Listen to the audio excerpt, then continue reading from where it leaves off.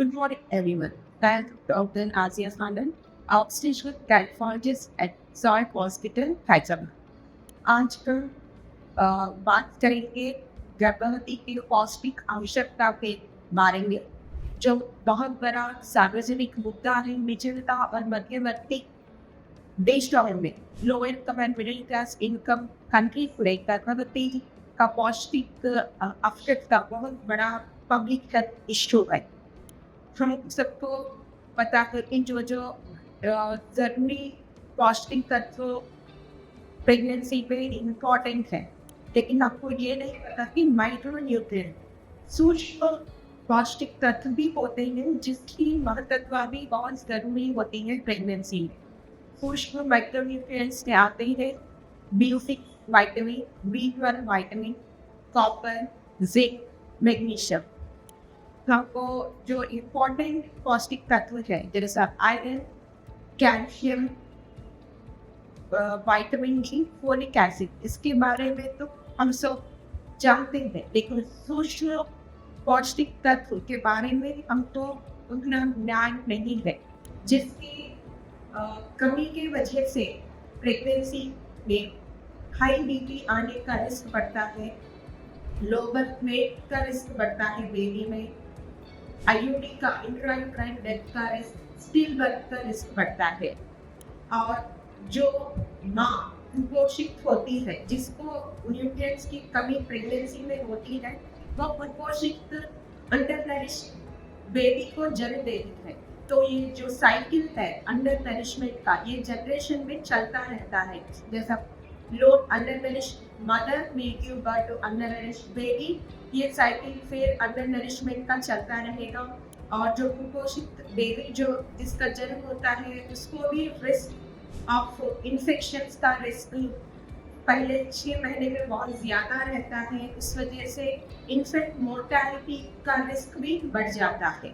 जैसा तुमको पता है फोलिक एसिड जो बहुत इम्पोर्टेंट विटामिन है, जिसके कमी की वजह से ब्रेन डेवलपमेंट इफेक्ट होता है, न्यूरल ट्यूब डिफेक्ट्स का रिस्क बढ़ता है। लेकिन हमको ये उतना नॉलेज नहीं है, उतना ज्ञान नहीं है कि इसके साथ B6 विटामिन, B12 विटामिन भी होमोसिस्टिन मेटाबॉलिज्म के लिए ज़रूरी होते हैं, जिसकी कमी से भी न्यूरल ट्यूब डिफेक्ट का रिस्क प्रेगनेंसी में बढ़ जाता है। तो हमको फोलिक एसिड ही नहीं बल्कि विटामिन B6, B12 विटामिन की प्रेगनेंसी में सप्लीमेंटेशन बहुत ज़रूरी होते हैं।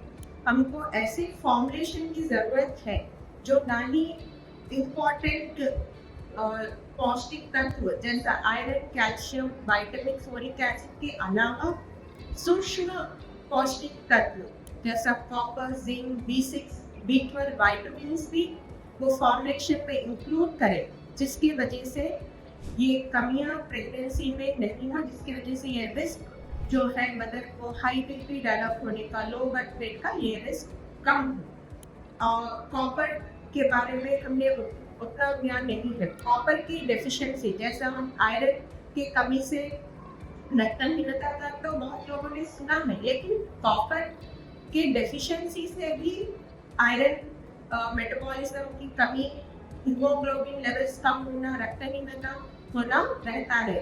प्रेगनेंसी में कॉपर डेफिशिएंसी भी एक कॉमन मिनरल है, जिसकी वजह से आयरन डेफिशिएंसी होना रहेगा।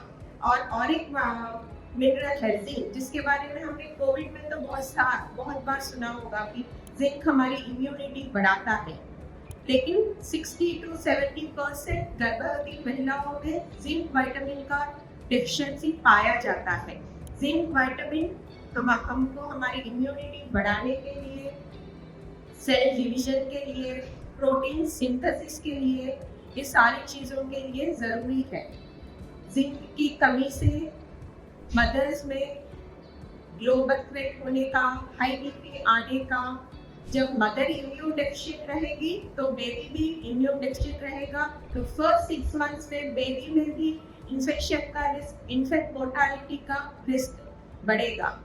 तो हम ऐसे फाउंडेशंस चाहते हैं जो कि इम्पोर्टेंट विटामिन्स के अलावा माइक्रो न्यूट्रिएंट्स, जो मल्टीपल माइक्रो न्यूट्रिएंट्स है, जैसा कॉपर, जिंक, B6, B12, उसको भी फॉर्मुलेशंस में इंक्लूड करें ताकि वी कैन गिव जो प्रेगनेंसी की जर्नी है वो हेल्दी रहे, बोथ फॉर मदर, बेबी, और उसके बाद भी बेबी का जो डेवलपमेंट है हेल्दी रहे। जैसा हमने कहा, अंडरनरिश्ड मदर जो है वो अंडरनरिश्ड बेबी को जन्म देती है। जो साइकिल है, जो पीरियड में फिर ये अंडरनरिशमेंट चलता रहेगा, हमको वो अंडरनरिशमेंट ब्रेक करना है। तो हमको गर्भवती महिलाओं को पौष्टिक आहार देना है, पौष्टिक फॉर्मुलेशन देना है, जिसके वजह से ताकि वो हेल्दी बेबी को जन्म दे, ताकि ये अंडरनरिशमेंट का जो साइकिल है उसको हम ब्रेक कर सके। Thank you.